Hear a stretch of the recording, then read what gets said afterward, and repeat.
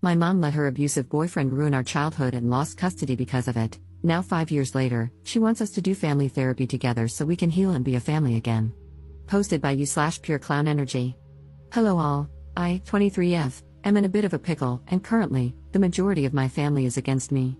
My mother, 41F, has 6 kids in total, myself, my sisters, 22F, 19F, 17F, 16F, and my brother, 23M.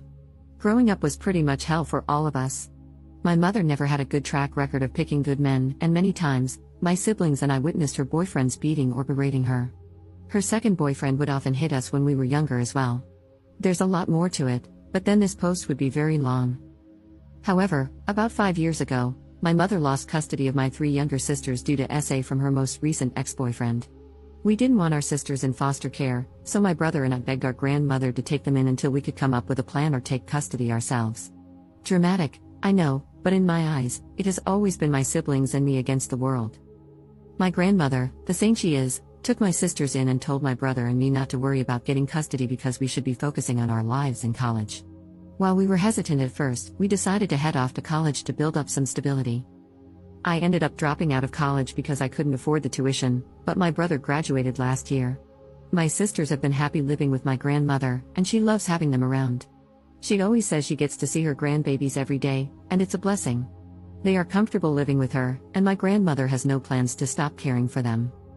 Now, back to my mom.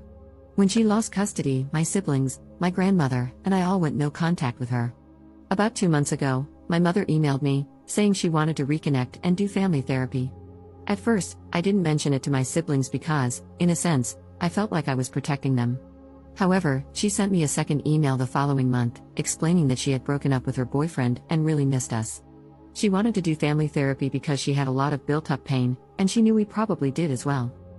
I talked to my grandmother about it, and she told me I should ask my siblings and let it be their choice. When I spoke to my siblings, the youngest ones were on board because they missed our mom. However, my other siblings and I were hesitant. But for the sake of my younger siblings, I responded to my mom, and we set up a time to meet. About 3 weeks ago, we met at a restaurant.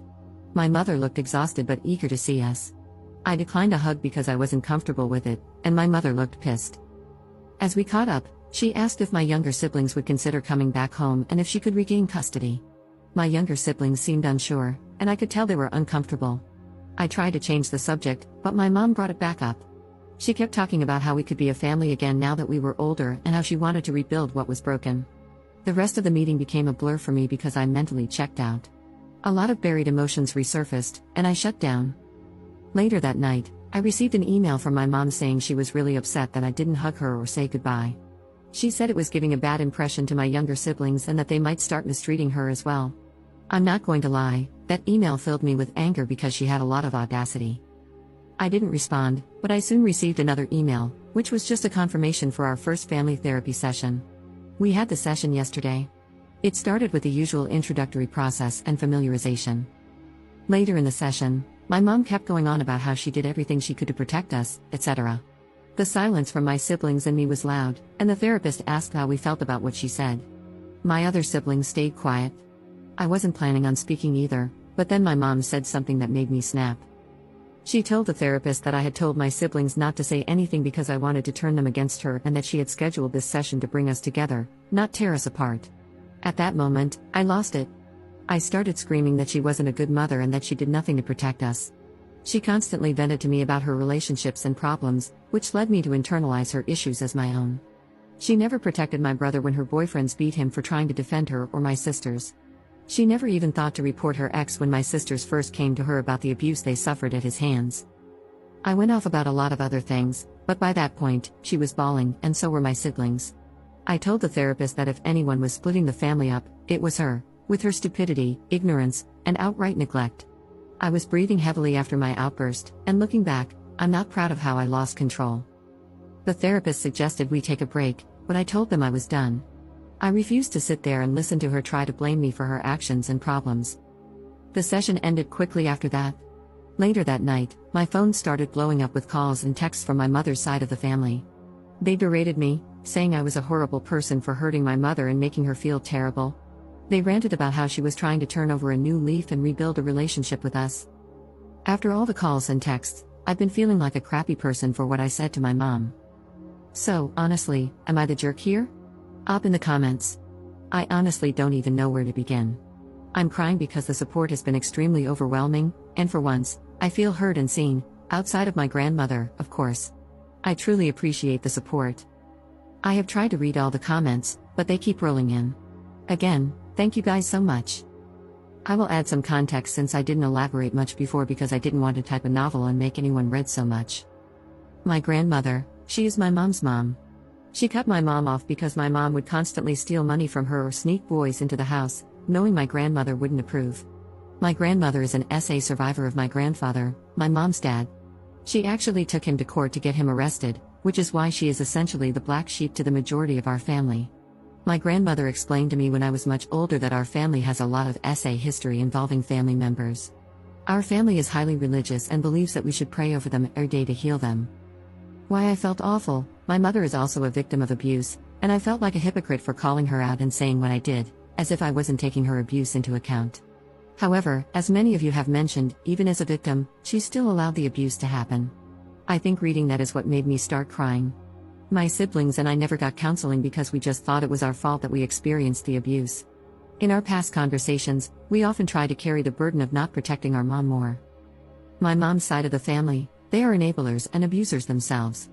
My grandmother has countless stories about them. I feel as though a part of them wants my siblings and me to make up so we can appear to be a happy family. They have a serious issue with appearances. My siblings, my brother is the real star of the show, honestly. Before we even made it to the first session, he told my youngest sister that our mom would probably say a lot of things, but if she wasn't ready to talk or if she wanted solo therapy, he would pay for it in full. After the session, she decided to go for it because she has a lot of complicated feelings about our mom. My other sisters are still emotionally distraught. They thanked me for speaking the truth and saying what needed to be said. They said they couldn't say anything because they didn't know how to word it. Like me, they didn't want to be cruel. I truly appreciate all of the comments and the reassurance.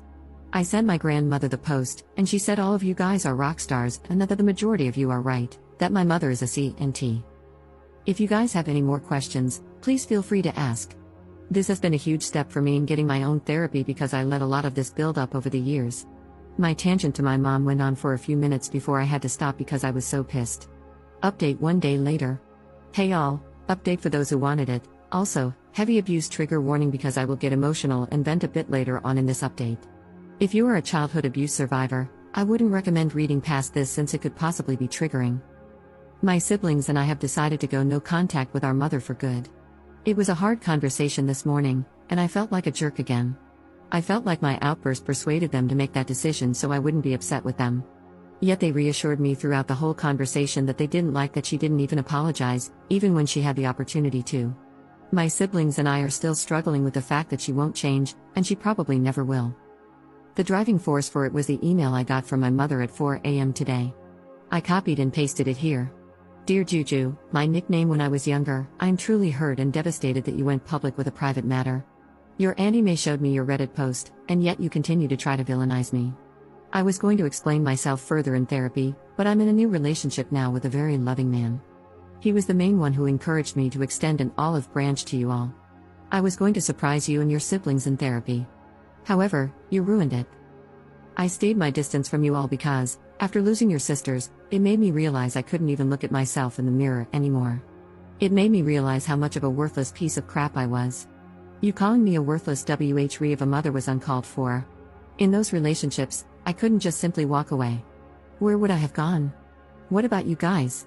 Do you not think it ate me up inside every time you cried? Every time I did try to protect you guys, only to get the crap beaten out of me? Being knocked out cold and not knowing if you were safe or not? Did any of that not matter to you? I'm trying to redeem myself while also being a victim, and you simply can't get your own head out of your rear. You bitch and complain about your pain, not realizing I was a victim too, Juju. We all were. I hate to sound harsh, but you're an adult and can hear these things now. I tried my damn hardest to protect you all. For you to crap on all my effort in your rant and call me almost every name in the book in front of our therapist, your siblings, and the blatantly visible disrespect to me?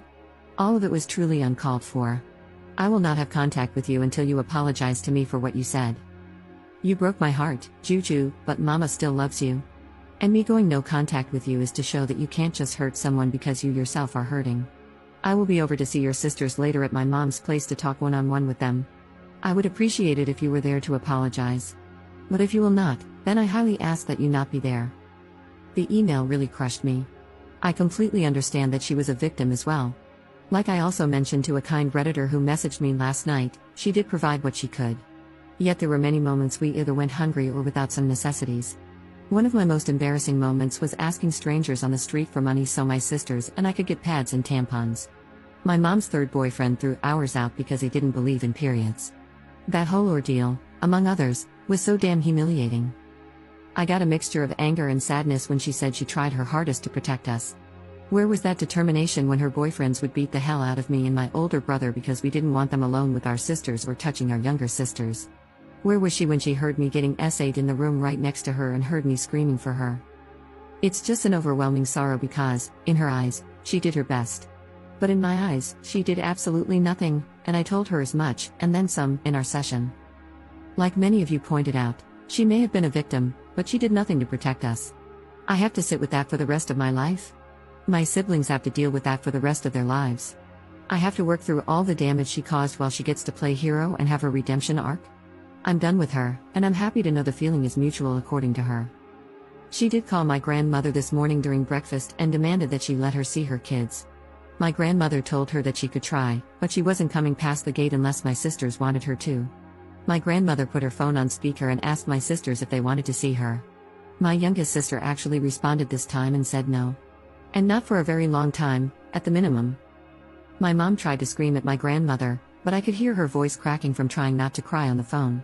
My grandmother told her she could go F herself, not to call her again. After that, the conversation about no contact went into overdrive. My siblings have their own memories of her to account for. They aren't comfortable with me sharing them, so I really just shared mine and a bit of my brother's. It's all just so surreal to me. I thought that maybe she was actually okay with being alone, but here she is, not being truthful about when she broke up with her most recent ex. I didn't ask because I don't even care anymore. Yet she's already in a new relationship? It's hard to grasp that my mother just can't be alone.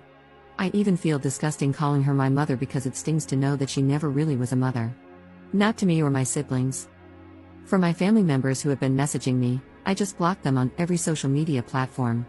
They stopped trying to call me since I set up my phone with an app to reject all calls from unknown numbers that aren't in my contacts. As for my mom, I copied and posted my response here. Victoria, since you are no longer my mother, I have no need for formality. You make me absolutely sick to my stomach. You know the pain you caused me and my siblings. You know you didn't do crap. You know that you never even had a grain of maternal instinct. If you did, you never would have allowed us to get hurt. I know you can't sleep at night with those thoughts running around in your head. I hope for the rest of your life, it eats you up inside. Your new boy toy will be the only thing by your side when you're frail and almost dust. I'm done allowing you to hurt not only me but my brother and sisters as well. You have no right to try to prance your happy, fake face into our lives now that you see we are doing well without you. It hurts, doesn't it? To know that even through all the BS, we are 10 times better people than you could ever imagine in your twisted little head. You don't have to worry about me contacting you. I will have nothing to do with you. Even after your death, I will have no connection and, hopefully, no memories of you. You may still be alive and breathing, but to me, you are a shallow corpse of a stranger, and I intend to keep it that way. You live in a fantasy world, and I hope on your deathbed, you have such a crippling feeling of regret that you croak on the spot. Don't ever contact me or my siblings again. My brother wants you to know he'll spit on your grave if he ever finds out you died, so sleep well with that, you effing beach. I'm not too proud of my response, but at this point, she is dead to me. She should have been a long time ago, but it felt so good to get that pain from the most internal part of my chest. I'm pretty sure she won't put up a fight since my words hurt her so much. If she does and her antics are crazy enough, I'll update again. However, for now, I'm taking a well-deserved break and signing myself up for therapy. I realize I have a lot of anger and resentment built up that I need to work through correctly and positively. Thank you all for the support and kind messages. I will be posting some of them on a vision board to help me through therapy. Thank you, Reddit, so much for being here in a time of need for a stranger. Love you all.